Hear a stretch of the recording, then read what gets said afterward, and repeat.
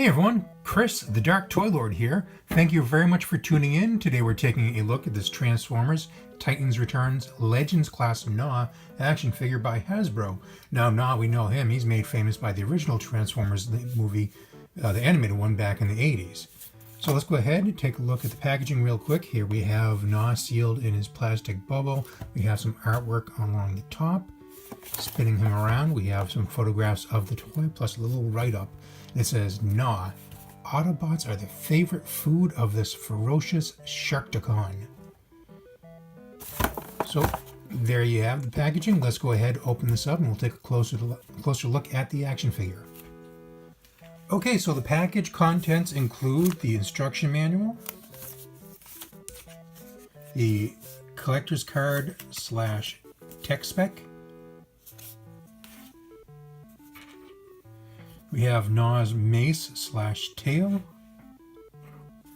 And then here we are with little old Gnaw. So initial feelings about Gnaw, let me see if I can zoom in a little bit here. I do like the sculpt. It is very much what you would expect Gnaw to be. Looks, I'd say, very accurate to the original Transformers movie model. If you remember the Gnaw from the original Generation 1 toy line, it was an absolute disgrace. So this particular figure is not as large, which I guess is the downfall. I would prefer him be slightly larger, but he is an accurate depiction of that character, and I appreciate that. In regards to articulation, his head will spin side to side. His shoulders are in ball joints as well as his elbows. There's no wrist articulation. His hips are on ball joints, and his knees are hinges. All right, so let's go ahead and work on the transformation. First thing we're going to do is we're going to take his head, we're going to spin it all the way around to hide his face. And then we can come back, we're going to flip him around, we're going to move this tail fin out of the way. And then we can fold the head back and into the torso. But we don't want to fold down the head too far in because we need to bring this fin back up. And we need to make sure there's enough clearance. So spin them back around to the front. We're going to take the arms. We're going to spin the elbows around. And then we're going to pop out the shoulders and move them down. And they're going to like kind of click into place or tab into place. You'll feel it once you have it accurately positioned. All right, next let's go ahead and take what would be considered his heels, I guess, which is the face of the shark. So we're going to move those forward. And let's go ahead and spin him around. We're going to bring his mace back in.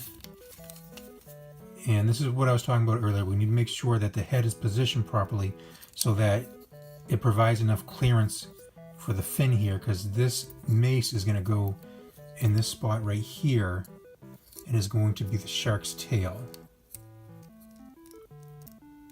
You need to make sure that fin is up far enough that you can actually get that mace in place. Alright, once you have that tail in place, you can fold the legs all the way around, and you'll see it's starting to come together now. The legs come around and they're going to meet on the other side. You can actually peg the legs together right here, and then you want to make sure the head section or face section is lined up so those peg in together as well.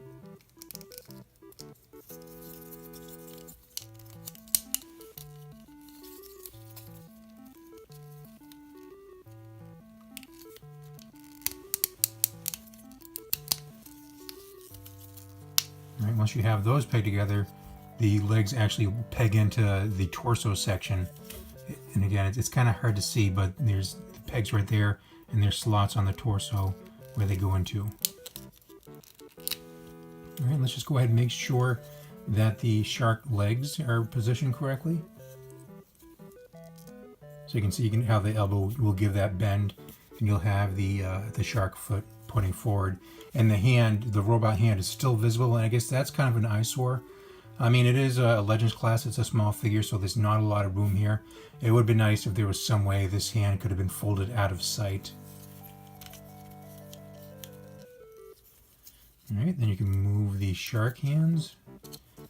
Now, in regards to the shark face, right now he kind of has like that, just like the open jaw look to him. You can bring the face down a little bit, try to close that jaw, but by doing so, you expose this severe gap in the top of the shark's head. So it's probably best just to keep that open jaw look. So there you go, Transformers Titans Return Legends Class Sharkticon Gnaw. Like I said earlier, I really like how movie accurate this little toy is. Definitely looks like the Sharkticon that we've deserved for all these years and never got. I do like, I like the transformation. I like the way he looks. The transformation is slightly flawed just because of the size of the toy. If he was slightly larger, I think things would have worked out a little bit better. But that's just a minor complaint. I do like him. I do recommend picking him up. If you have any questions at all, please let me know down below. As always, thank you very much for tuning in. Please remember to comment, like, and subscribe. And until next time, we'll talk to you later.